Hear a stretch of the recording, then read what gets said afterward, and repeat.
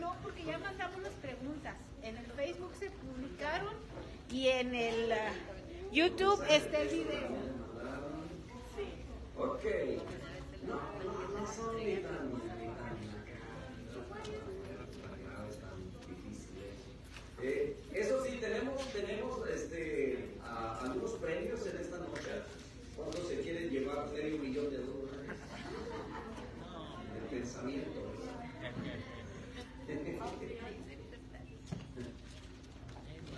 Hasta los niños van a querer regresar.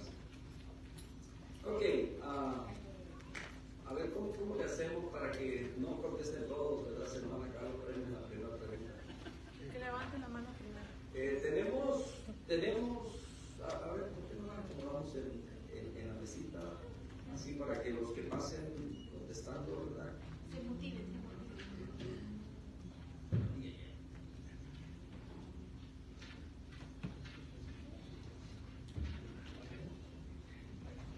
Tenemos camisetas, lápices a $5.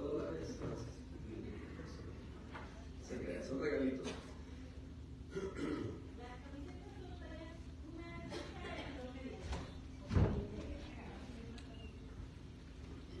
¿Están listos?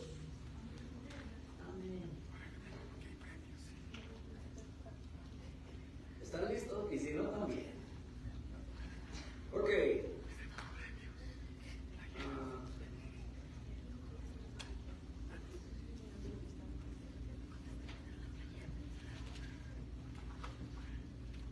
La primera pregunta que les voy a hacer es: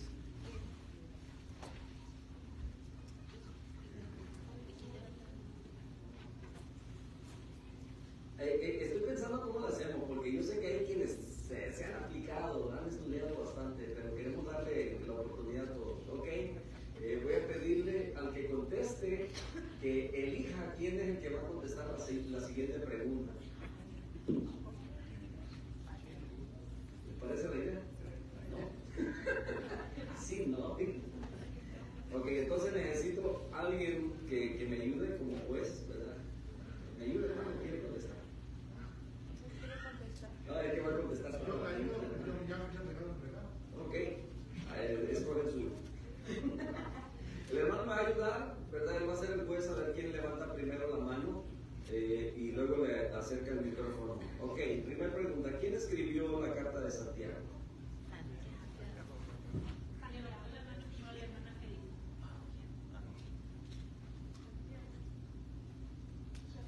¿Y cuál es el nombre de Santiago? Jacobo. Ok.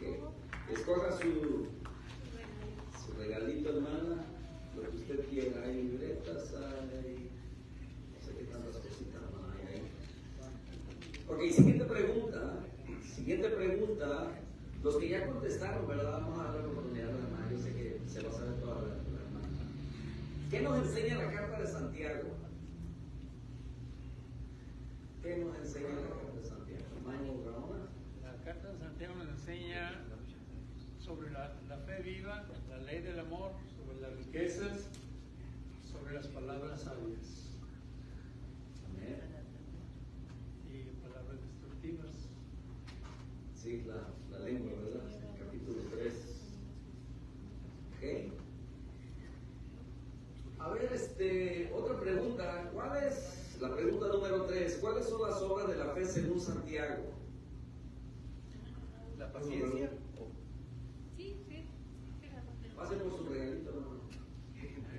Hay libretitas para que pueda anotar sus estudios bíblicos. Hermano Raúl. ¿Cuáles son las obras de la fe según Santiago? La paciencia, Las obras de la fe. Ok. Dice el hermano que es la paciencia. el creer y el actuar. Ya va mejorando. Recuerden que la fe la vemos a través de las obras. Por eso dice Santiago, ¿verdad? La fe y las obras van juntas. No puede decir alguien: yo tengo puras obras, por obra no somos salvos, sino que la fe y las obras siempre van juntas. Las obras es la acción de la fe. Se van a dar por buena. Pásale por sus regalitos. Ok, siguiente pregunta. ¿Cuál es el contexto del libro de Santiago?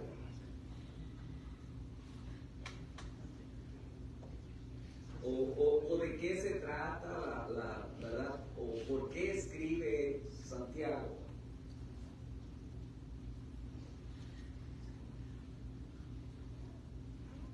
¿No van?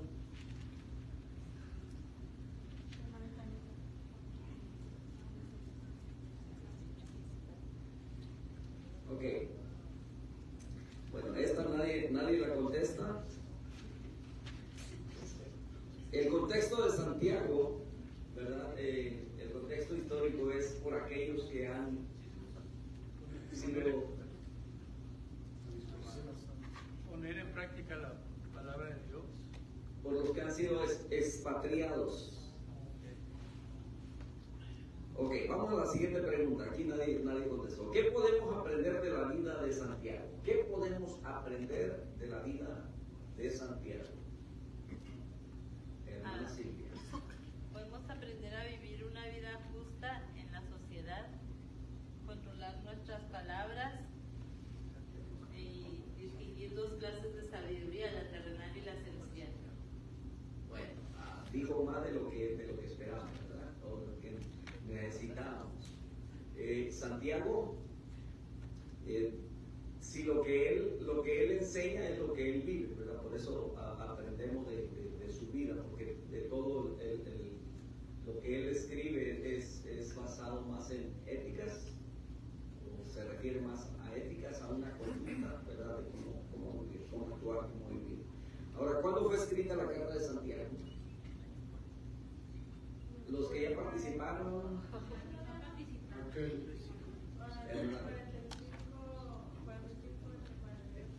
Entre el 45 y 48 más acertados, ¿verdad? Ok. Hermana Raquel, escoja su regalo. Ahora va a ser como un pequeño resumen de lo que Santiago nos escribe en alguna carta. Y yo sé que los que estudiaron, ¿verdad? van a saber responder. ¿Qué quiere decir Santiago en el capítulo 3?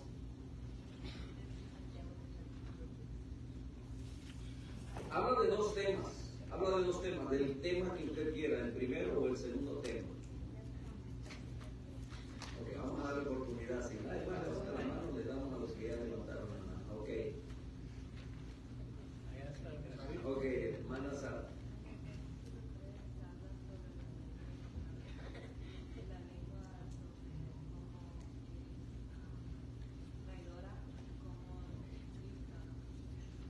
Acérquele el micrófono para que puedan escuchar. Oh. La lengua es traidora y no debemos de confiar en ella. Y después de la sabiduría de que se encuentra en Dios y no se encuentra en la ciencia de los hombres.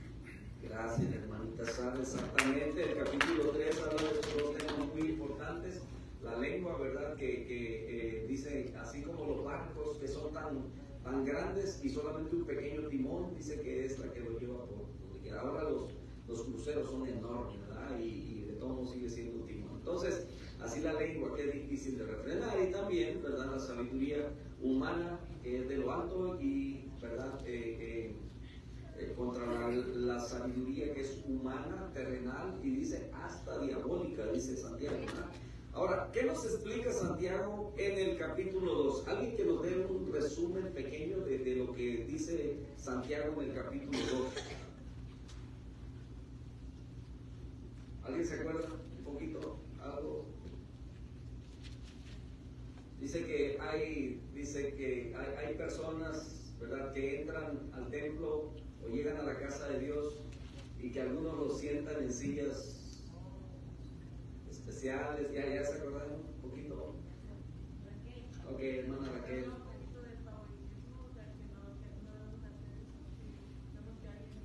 Ok, explícanos con el micrófono para que escuchen a mamá también.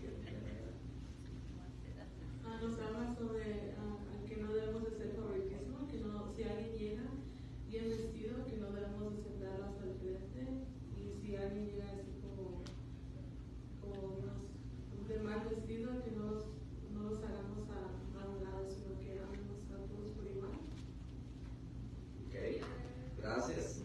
dentro de ello también, ¿verdad?, habla acerca del pobre y el rico, ¿verdad?, que esas diferencias extremas.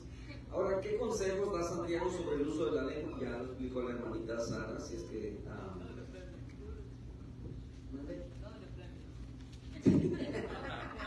Doble premio. Ok, vamos con la última. ¿Qué quiere decir sabiendo que la prueba de nuestra fe produce paciencia? ¿Alguien nos explique un poquito acerca de la prueba de nuestra fe produce paciencia? O a lo mejor no está bien formulada la pregunta, ¿verdad? Ok, ahora se lo voy a hacer a mi modo, pues.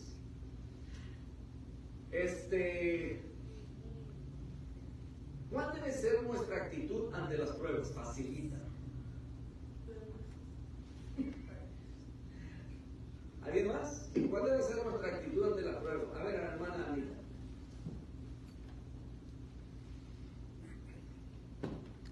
Debemos seguir firmes y confiar en Dios. La paciencia cuando Dios nos da pruebas, es una oportunidad para practicar la paciencia. Ok. Se la vamos a dar por buena. Allá, hermana Anita. Nuestra fe puede crecer más, es una oportunidad para que nuestra fe crezca. También se también. Nuestra actitud ante las diversas pruebas que nos vienen debe ser de sumo gozo. Amén. Bueno, tomen el premio, mis hermanos, que participaron.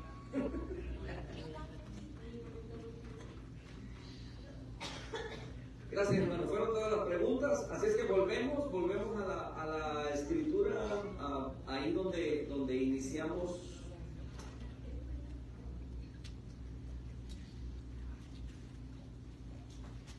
Estamos aprendiendo acerca del nuevo nacimiento y de cómo nacer de nuevo. Son dos temas diferentes, pero que vamos a estar viendo en los miércoles. Estoy tratando ya de asignarle a algunos de nuestros hermanos que nos van a estar ayudando, ¿verdad?, a compartir los estudios los miércoles. Hay temas como la salvación, la Biblia, el infierno, la iglesia neotestamentaria, la Santa Cena, y parte de lo que es nuestra doctrina para fortalecernos en lo que nosotros creemos, la justificación, ¿verdad?, la santificación, las conductas y todas las éticas que vamos aprendiendo. Entonces, algunos de nuestros hermanos nos van a estar ayudando, los diáconos, ¿verdad?, nos van a estar ayudando, y otros hermanos también, ¿verdad?, que van a estar participando, ayudándonos a dar estos estudios. Quiero que vayamos a Juan capítulo 3, verso 14 al 16, y vamos a basar ahí nuestro estudio en esta noche. Es la continuación, ¿verdad?, de nacer de nuevo. Juan capítulo 3, versos 14 al 17, el nuevo nacimiento.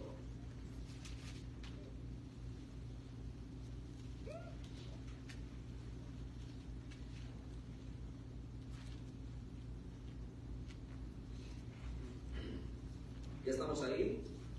Le voy a leer en voz alta, ¿verdad? Y usted me sigue ahí con su vista. Dice la bendita palabra del Señor, desde el verso 14, dice: y como Moisés levantó la serpiente en el desierto, así es necesario que el Hijo del Hombre sea levantado, para que todo aquel que en él cree no se pierda, mas tenga vida eterna. Porque de tal manera amó Dios al mundo, que ha dado a su Hijo unigénito, para que todo aquel que en él cree no se pierda, mas tenga vida eterna. Oremos un momento. Padre, te damos gracias por tu palabra. Gracias porque es viva y es eficaz, nos redarguye, nos instruye, nos corrige. Y gracias, Señor amado, por enseñarnos. Permite que tu Espíritu Santo sea quien nos dirige en este tiempo, Señor, de reflexión por tu palabra, en el nombre de Jesús. Amén. Amén. Tomen asiento, hermanos. ¿Cuáles sucesos se necesitan para producir el nuevo nacimiento? Esta semana tenía un estudio bíblico con un grupo de familia, eran 5 hermanos que están tomándolo. Uno de ellos, ¿verdad?, me preguntaba si su bautismo había sido válido por ciertas circunstancias o por la forma como la tomaron. Los que ya han tenido ese discipulado, ¿verdad?, con nosotros, se dan cuenta que hay quienes se bautizaron de una manera, pues, pudo haber sido solamente por influencia o porque alguien le dijo que debía bautizarse, pero no por las razones correctas, ¿verdad? Cuando la palabra, usted va aprendiendo la palabra, entonces se da cuenta, ¿verdad?, qué es el bautismo y por qué se bautiza uno. Y entonces, gracias al Señor, mientras explicaba el primero, habían algunos que habían ido a la iglesia, algunos que habían aceptado al Señor, pero que no habían comprendido exactamente qué era lo que habían hecho, qué decisión habían hecho. Y entre ellos había alguien que pocas veces había ido a la iglesia, estuvo expuesto a la palabra, le explicamos acerca del nuevo nacimiento, precisamente lo que estamos viendo aquí, ¿verdad?, del propósito de Dios. Cuando la palabra de Dios se explica de esa manera, ¿verdad?, como que la gente lo comprende más. No es lo mismo ir a la iglesia un día y escuchar el mensaje, lo que se esté dando ahí, que cuando con el propósito de aprender, de edificarse, de aprender el propósito del por qué Dios nos ama tanto, nuestra condición como seres humanos, cuál era o cuál es, ¿verdad? Y por qué nosotros necesitamos un Salvador. Es lo que estábamos viendo a través de los estudios bíblicos de la escuela dominical y lo que estamos comenzando a ver la semana pasada, el miércoles. Es el nuevo nacimiento. ¿Por qué el hombre está perdido? ¿Hacia dónde va el hombre cuando muere? Bueno, la palabra del Señor es muy clara en todo ello. Y desde el Antiguo Testamento, por eso el Señor Jesucristo aquí en Juan 3:14 habla de lo que sucedió en el Antiguo Testamento, cuando dice que la gente que pecó contra Dios, dice que Dios permitió que salieran víboras, dice, de fuego, ¿verdad? Y eso no es que eran serpientes ardientes o de fuego que salían, no, sino que se refería a la mordedura y que el veneno provocaba un ardor o un calentamiento tan fuerte del cuerpo que la gente convulsionaba o se envenenaba pronto y moría. Y entonces cuando esas víboras salieron o esas serpientes, dicen que el pueblo, ¿verdad?, empezó a morir, pero fue por causa de que ellos se rebelaron contra Dios, fueron muy obstinados. Y entonces Dios permitió que salieran esas serpientes y los mordieran. Y entonces el pueblo clamó, y Moisés vino y clamó a Dios y intercedió por el pueblo. Y entonces Dios le dijo que fueran e hicieran una serpiente de bronce y que la colocaran en un asta en un lugar alto, para que todo aquel que fuera mordido por las serpientes, dice, al mirar a esas serpientes, dice que serían salvos. Así de sencillo. ¿Qué era lo único que tenía que hacer el pueblo? Creer y obedecer, claro, ¿verdad? Porque el creer implica obediencia. Entonces, dice que el verso 14 donde leímos, y como Moisés levantó la serpiente del desierto, está hablando acerca de eso que le he explicado ahora. Así, dice, es necesario que el Hijo del Hombre sea levantado, para que todo aquel que en él cree, dice, no se pierda, mas tenga vida eterna. Está hablando de Jesucristo cuando al completar la obra ahí en la cruz del Calvario. Dice la Escritura que él vino para pagar nuestros pecados. Era necesario que el hombre muriera por su pecado. Era lo que Dios le mandaba. Al cielo no puede entrar el pecado. Y es por esa razón que el pueblo de Israel siempre tuvo que matar un cordero para poder apaciguar la ira de Dios sobre ellos. No era para borrar sus pecados, era solamente para apaciguar, porque Dios demandaba muerte por causa del error del humano. Y entonces el pueblo siempre estuvo, ¿verdad?, sacrificando animalitos, y su pecado causaba muerte. La Biblia dice que la paga del pecado es muerte, dice Romanos 3:23. Y Romanos 6:23 dice, porque la paga del pecado es muerte, más el regalo o la dádiva que Dios está dando es vida eterna a través de Jesucristo. Entonces por eso Juan dice, como Moisés levantó la serpiente del desierto, así Así es necesario que el Hijo del Hombre sea levantado. Pero ¿cómo sucedía? Dice que cuando ellos eran mordidos, dice inmediatamente ellos tenían que voltear a ver esa serpiente que estaba colgada allá en un asta, y dice que ellos ya no morían, se salvaban de una manera milagrosa. Y entonces usted dice, pero eran mordidos, sí, pero ellos obedecían. Y esto fue lo que Dios mandó, solamente volteen a ver, miren, y así mismo, aquí dice, para que todo aquel que en Él cree, hablando de Jesucristo ahora, dice, no se pierda, mas tenga vida eterna. Y luego dice el verso 16, este es el verso, mis hermanos, que todos deberíamos de saber, dice, porque de tal manera amó Dios al mundo, y está hablando de un amor, que a pesar de que nosotros éramos tan malos, pero Dios tenía tanto amor por nosotros.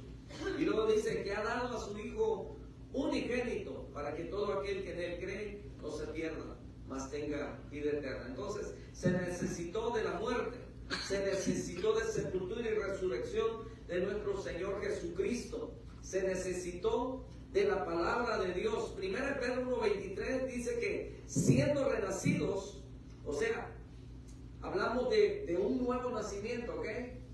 Yo creo que todos nos acordamos cuando nacimos en nuestra vida física. Todos tenemos una fecha de cuando nacimos, pero todos un día también, ¿verdad? Cuando usted hizo su decisión por Cristo de creer en Él, ese es un nuevo nacimiento. Y si usted no lo ha hecho todavía hay oportunidad, todavía hoy puede nacer de nuevo. Dijo Nicodemo, hablamos la semana pasada de ello, dijo Nicodemo ya siendo viejo, dice, ¿cómo yo siendo viejo puedo entrar otra vez en el vientre de mi madre? No está hablando de nacer otra vez de nuevo físicamente, sino que está hablando de un nacimiento espiritual, de una fe, de un creer. Entonces hay mucha gente que no puede percibir esto, que no puede creer esto, ¿verdad? Porque no está muy acostumbrado, relacionado con la Escritura, con la palabra de Dios. Pero Pedro dice en 1 Pedro 1:23, dice que siendo renacidos, no de simiente corruptible, sino de incorruptible, por la palabra de Dios que vive y permanece para siempre. Entonces nosotros, hermanos, al nacer de nuevo, ahora dice que nacemos en una simiente que ya no se corrompe, que ya no se desgasta, que ya no se acaba. ¿Sabe? Yo solamente voy a ser hijo de Isidra Velázquez y de Cristino de Jesús, nomás en esta vida. Pero hijo de Dios, dice la Escritura que eso es para siempre. Amén. Dice en Juan 1:11, dice que a los suyos vino, pero los suyos no lo recibieron. Pero el verso 12 dice, mas a todos los que le recibieron, a los que creen en su nombre, les ha dado potestad de ser hechos hijos de Dios. Y continúa diciendo, y dice, estos dice que no son engendrados por voluntad de varón, sino por voluntad de Dios. Y entonces empieza a hablar de Jesucristo, y aquel verbo vino y habitó entre nosotros, y anduvo entre nosotros. Aquel verbo se hizo carne, hablando de Jesucristo. Entonces ahora somos simiente de Dios, dice el apóstol Pedro. Dice, siendo renacidos no de simiente corruptible, o sea que está hablando del alma, está hablando de aquello que no es perecedero, sino de incorruptible por la palabra de Dios, que vive y permanece para siempre. Ahora, la palabra de Dios, mis hermanos, la palabra de Dios no comenzó cuando el hombre comenzó a vivir en esta tierra, ¿ok? La palabra de Dios ha existido desde la eternidad. Lo dice Salmo 119, verso 89. Salmo 119, 89. Dice, tu palabra, oh Dios, permanece en los cielos para siempre. Y Jesucristo dijo, el cielo y la tierra pasarán, pero mis palabras no pasarán. Y Santiago también dice que el que permanece en el Señor, dice que ¿cómo dice? A ver, alguien que me ayude. Digo que perdí el hilo.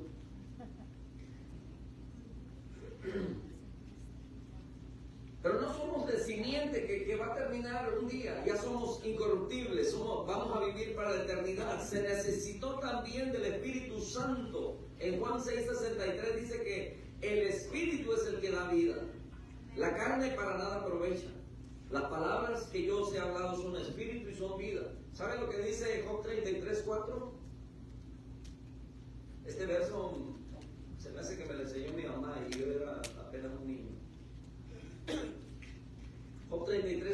nunca se me ha olvidado. Dice, el Espíritu de Dios me hizo y el soplo del Omnipotente me dio vida. El Espíritu, dice Juan 6:63, el Señor Jesucristo que está diciendo, el Espíritu es el que da vida. Hermanos, bueno, no tengo un guante por aquí, pero todos conocemos un guante, ¿verdad? Si el guante está nada más ahí, es inerte, no se mueve. Pero si usted mete su mano en el guante, entonces pareciera que el guante cobra vida, pero es su mano que está dentro del guante. Cuando usted deja ese guante, saca su mano, el guante sigue siendo inerte. Dice la Escritura en Génesis 2:7 que y formó Dios al hombre ¿de dónde? Del polvo de la tierra. Formó al hombre y dice que sopló en su nariz aliento de vida y entonces fue el hombre un ser viviente. ¿Y sabe cuándo el hombre deja de ser? Cuando Dios saca su aliento de él. El hombre otra vez vuelve a quedar inerte. Y entonces sucede el proceso que conocemos o el término de muerte. ¿Y sabe qué significa muerte? Separación. La muerte es una separación. Estuche. Feo, guapo, gordo, flaco, negro, blanco, el color que sea y el tamaño que tenga, la proporción que tenga. Esto solamente es un estuche. Y otra vez va a volver al polvo. Pero lo que está dentro, el aliento de vida, eso vuelve a Dios porque es de Dios. Pero el alma, el razonamiento, el pensamiento, la voluntad, los sentimientos, los pensamientos, la mente, eso es el alma. Eso es lo que no muere. Y eso es o lo que va a estar con Dios o lo que va a estar lejos de Dios. ¿Y quién decide eso? Nosotros. Somos los que decidimos dónde queremos estar. ¿Por medio de qué? De nuestra fe. Por eso Dios nos da la oportunidad de poder creer en Él. Y dice que su Espíritu es el que nos da vida. Dice que la carne, ahí donde estamos en Juan 6:63, dice que la carne para nada aprovecha. Y está hablando de las obras de la carne, ¿ok? De lo que hacemos, de nuestro cuerpo. No está hablando de la carne asada, porque a esa todavía nos hace falta de vez en cuando. Las palabras, dice que yo os he hablado, son espíritu y son vida. O sea, son aliento. Es lo que nos da fuerza para seguir adelante. Se necesitó de la convicción del Espíritu Santo. Debemos reconocer nuestro estado pecaminoso y la necesidad de una relación personal con Cristo. Para que nosotros pudiéramos aceptar que somos pecadores, se necesitó que el Espíritu Santo viniera y nos hiciera sentir eso. Porque usted le pregunta a la gente, y a lo mejor antes le preguntaban a usted, ¿eres tú un pecador? ¿Que yo qué? Hombre, yo soy el más santo. Yo creo que hay más gente mala en la iglesia que yo. Yo me porto bien, yo soy fiel, no tomo, yo no me hago esto, no hago lo otro, ¿verdad? Porque hay gente muy moral. Pero no es por eso que entramos al reino de los cielos. Y entonces se necesita que el Espíritu Santo venga y nos convenza de que nuestra relación con Dios no puede ser buena porque nacimos en pecado. Entonces debemos reconocer nuestro estado pecaminoso, la necesidad de una relación personal con Cristo. Sin la convicción del Espíritu Santo no puede haber una regeneración. No se puede. El Espíritu Santo toma la palabra de Dios y es el que redarguye nuestros corazones. Dice la Escritura en Hebreos 4:12, porque la palabra de Dios dice que es viva y es eficaz. Y se me hace que no voy a alcanzar a terminar este estudio. Vamos a alargarlo más. La palabra de Dios es viva y es eficaz. ¿Qué es lo que significa que es viva? Que se mueve, que actúa, que transforma, es viva y es eficaz. eficaz porque llena todos los espacios que nosotros necesitamos. ¿Ha escuchado usted a veces que alguien está pasando por alguna situación, prueba, difícil, tristeza, dolor, de desconsuelo, falta de ánimos? Pero cuando busca al Señor, hay quienes dicen, nomás abro la Biblia, dice, y ahí donde parece que Dios sabe lo que yo necesito, exactamente lo que leí, eso era lo que yo necesitaba. ¿Le ha pasado? Yo creo que nos ha pasado muchas veces. Es posible que no abrimos ahí, pero prende el radio, ¿verdad? Y lo pone ahí cuando alguien está dando una reflexión, una palabra, o orando, ¿verdad? Por una necesidad, y es la necesidad suya. O a veces simplemente, ¿verdad? No sabe. Entonces, esa es la palabra, que es viva y que es eficaz, te conoce. Y escuche bien, sigue diciendo la Escritura, dice que es más cortante que toda espada de dos filos. O sea, es filosa. Y cuando dice que es cortante, mis hermanos, es porque en este tiempo ya se acerca el tiempo cuando, o no sé si ya se podaron los árboles, ¿verdad? Pero para podar los árboles se necesitan herramientas bien filosas, ¿verdad? Hay que cortar aquello. Quizás hay partes enfermas del árbol que si no lo corta va a enfermar todo el árbol. Hay cosas en nuestra vida que la palabra tiene que cortar. No va a doler, va a hacer cortes. Yo sé que usted a veces cuando está cortando las uñas, ¿verdad? Las uñas extras que tiene, y a veces se alcanza a llevar poquita carnita y le duele, ¿verdad? Duele. La palabra hace cortes dentro de nuestra vida, es más cortante que toda espada de dos filos, o sea, corta yendo para el frente, yendo para atrás, se corta en todas las direcciones hacia donde vaya, y dice, y penetra hasta partir el alma. O sea, penetra, dice, hasta partir los pensamientos, los sentimientos, las emociones, la voluntad, el carácter mismo, que es todo eso, el alma. Es lo que le decía hace rato, ¿verdad? El alma. Dice, y el espíritu, esa parte del hombre, que es la intuición, de la parte de la adoración, que sabe, que está consciente que hay un Dios. Y aquí se refiere ya al cuerpo, dice las coyunturas, los tuétanos, y discierne los pensamientos y las intenciones del corazón. Todo eso es la palabra. Por eso algunos cuando vienen a la iglesia y escuchan que alguien está hablando la palabra y parece que le están diciendo todo lo que ha pasado en su vida, lo que es su vida, ¿verdad? Si es todas las situaciones que está viviendo, que está pasando.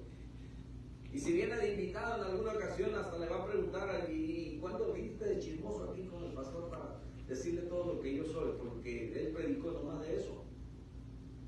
Sí pasa a veces, porque la palabra nos conoce, la palabra es la que nos confronta, porque Dios conoce nuestra vida y sabe lo que necesitamos y nos habla exactamente lo que necesitamos.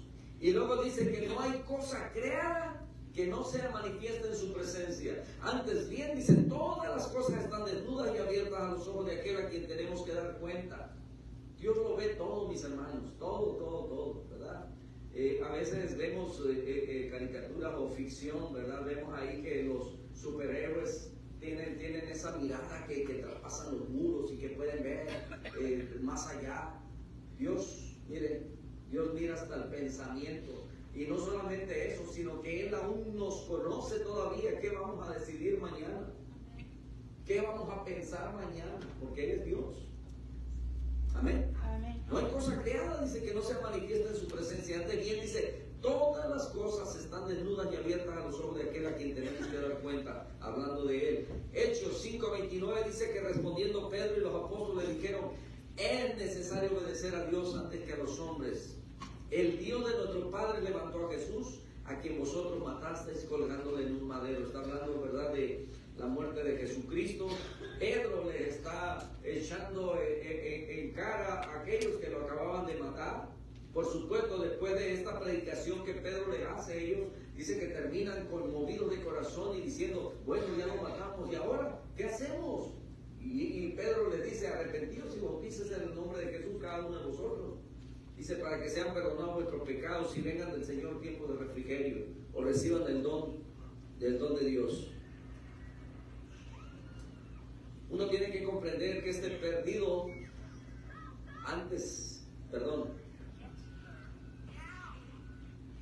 tenemos que reconocer primero o aceptar que estamos perdidos para poder ser salvos. Alguien lo ilustraba de esta manera y decía, es como aquel que está a punto de ahogarse. Está pidiendo ayuda, auxilio, auxilio, ayúdenme. Y entonces Dios permite, ¿verdad?, que pase por ahí un tronco al que pudo subirse y no subió. Y al rato manda el Señor ahí un bote, ¿verdad? Y llegan y le dicen, súbete, no, estoy esperando que Dios venga y me rescate. Y al final pasa, ¿verdad?, hasta un helicóptero y le dice, agárrate de la escalera, súbete.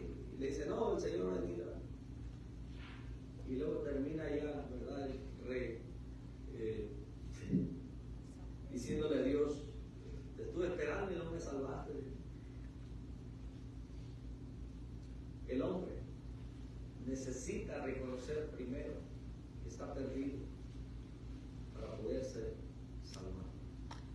De otra manera, uno tiene que arrepentirse personalmente y pedir a Jesús que entre a su corazón para poder ser salvo.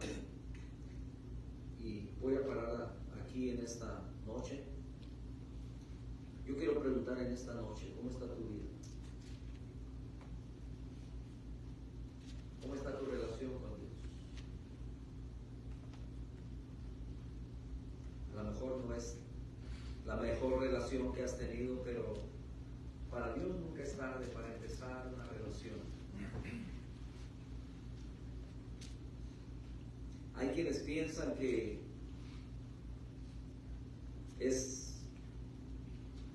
hay una etapa, ¿verdad?, como le pasó a Chabelita.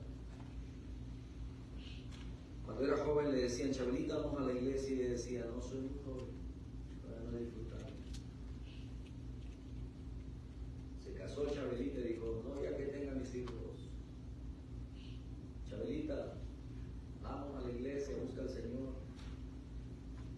No, ya que mis hijos sean profesionistas. Y así pasó cada etapa de su vida hasta que Chabelita ya andaba con bastón y ya muy avanzada edad. Chabelita, vamos a la iglesia, y decía Chabelita, ¿ya para qué? Dijo, ya estoy muy viejita para ir a darle las obras al Señor y a mi casa. ¿Cuál es la excusa que tenemos ahora? ¿Qué excusa puedes tener para algo tan bueno que Dios te está ofreciendo? Esto es lo mejor que te puede pasar. Conocer del amor que Dios tiene por ti y de que quiere tu salvación. Yo quiero preguntarte, ¿le abrirás tu corazón esta noche a Él? Él conoce aún tus pensamientos y las intenciones de tu corazón. Pero si hay un deseo profundo de parte tuya en esta noche, créeme que el Señor ha venido y ha tocado tu corazón. Permite que sea el Espíritu Santo quien toque tu vida. Hazle caso. Si sientes algo dentro de tu corazón que te está impulsando a aceptar esa salvación que Dios te está ofreciendo hoy, vamos a orar en este momento. Padre, te damos gracias por tu palabra.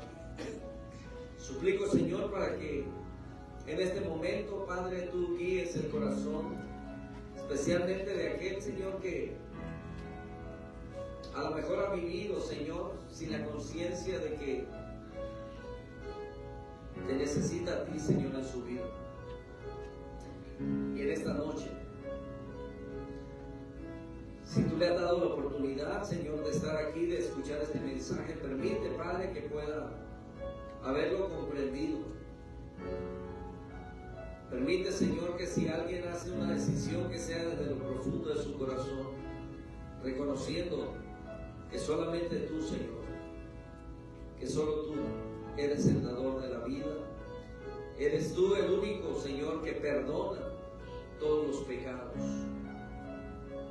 En el nombre de Jesús. En el nombre de Jesús. Si escucharas hoy su voz, no endurezcáis tu corazón. Dale oportunidad de que Él obre en tu vida. En esta noche yo quiero suplicarte que si has sentido algo diferente en tu corazón, que no lo dejes pasar desapercibido. Créele, créele. Dios seguirá siendo Dios sin ti o sin mí, pero nosotros sin Él no somos nada. Dios, en esta noche te suplicamos.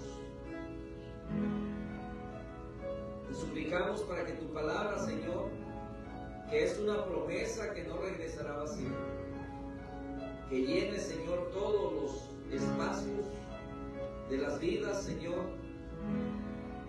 que están en necesidad de ti, de ser salvos, de ser alcanzados.